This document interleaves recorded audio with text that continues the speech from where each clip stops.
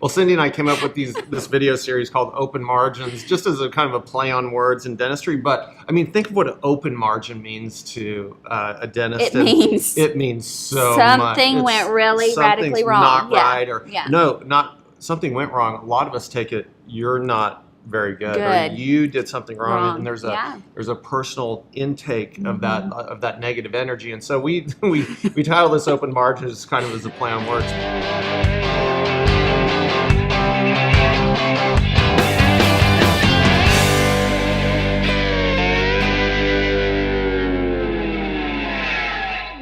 I find myself coming into work and I have to prepare myself to be able to be on stage, let's call it, in front of patients, because, if I show any negativity or I show any predisposition for something that may not be right, then it won't be right psychologically. And so we have to kind of be on stage. And so, you told me a story recently about one of the dentists you work for, just briefly, and it had to do with, the floss. And what was that? What happened? I've been in dentistry for a long time, and, I've had the pleasure of working with really great people and happened to find a dentist, and all of his team had been there for 25 years, and I thought, oh, this is great, and we go in and checking the contact of a crown, the floss breaks.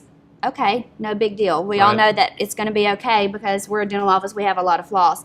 Simply turn around, grab the floss before I could get back around with a new piece. Literally maybe took 5 seconds to do that. He had thrown something across the operatory and was very upset because the floss had broke. And so, I kind of had to think to myself, okay, that's not about me, that's about him.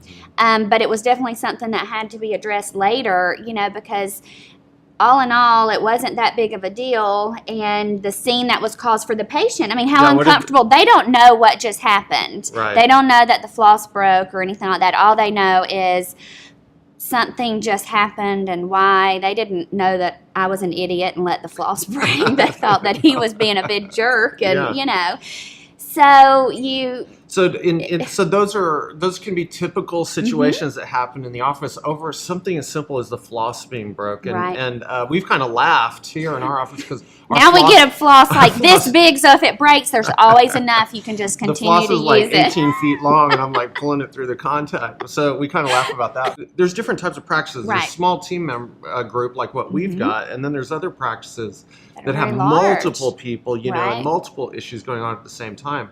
And, I think the reason why we get along so well, and I know there's probably going to be some practice management consultants out there to go, no, you can't do this. Well, I'd rather make this mistake as a leader of my practice than play the other role that I've been trained to do. And that is this. I've been trained by multiple practice management consultants that you have to have complete separation. Well, not complete. Complete may not be the right word, but you have to have separation from your staff.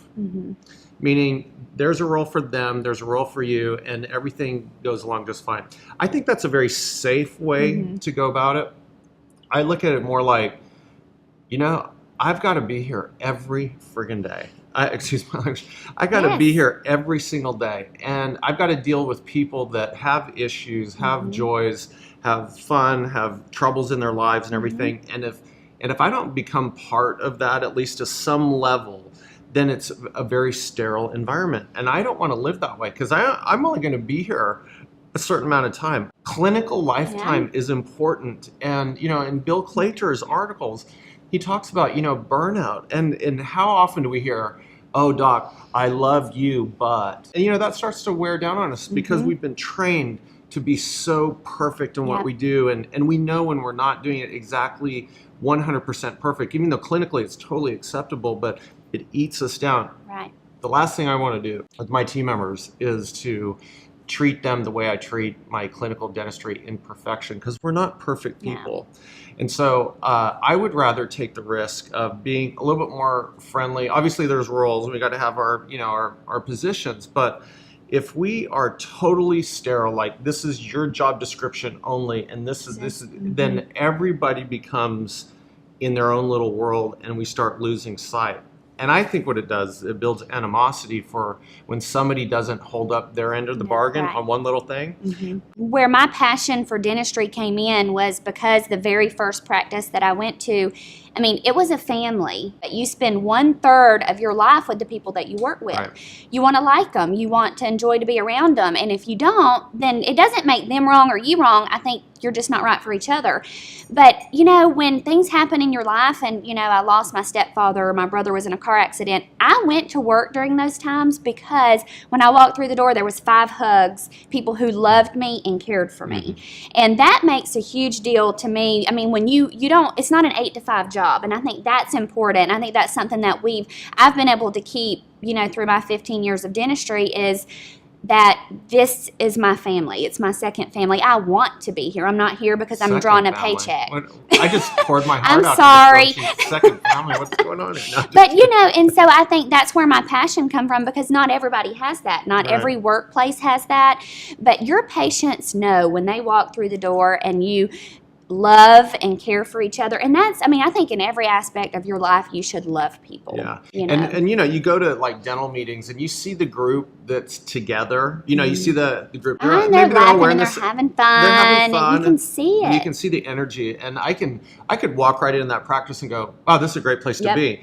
Whereas, you know, you see other groups walking around the dental convention and they don't even want to be together. Like, there's one or two that likes each other and they're kind of looking over here. And what do you think is happening between the 4 walls of their practice? You know, I think it's really critical in our dental world, especially because we live in such small environments under very detail-oriented pressures, that we become more friendly, we become happier with each other, we celebrate our successes, we go down in the troubles that our team members are having, and quite frankly, if we don't do those things, we're going to have a lot of trouble with delivering proper patient care. I realize that there are people watching this going, no, I'm not doing that. I'm not doing that. I go to work and this is all I'm doing. I don't blame you, not even one little bit.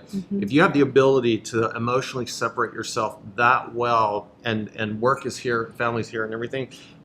More and power maybe to you. They've never experienced it because you don't know what you don't know.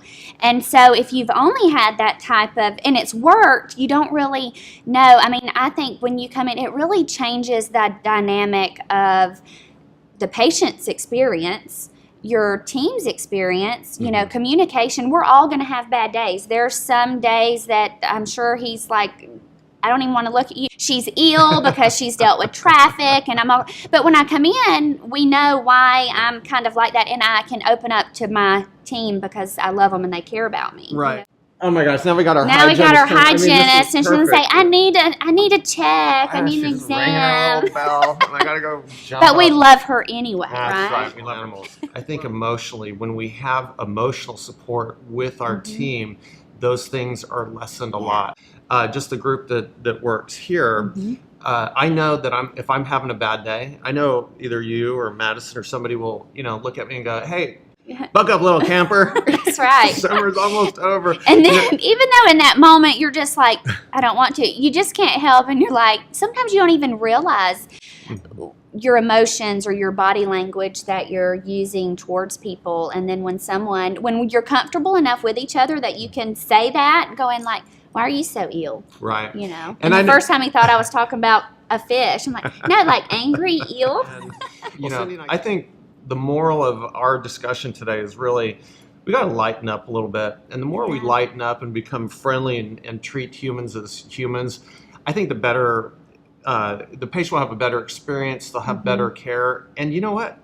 When you're riding your motorcycle to work and that guy cuts you off, it's not going to be that big a deal. You don't have to flick him a bird. It's okay. I didn't flick him a bird. I was throwing things at it.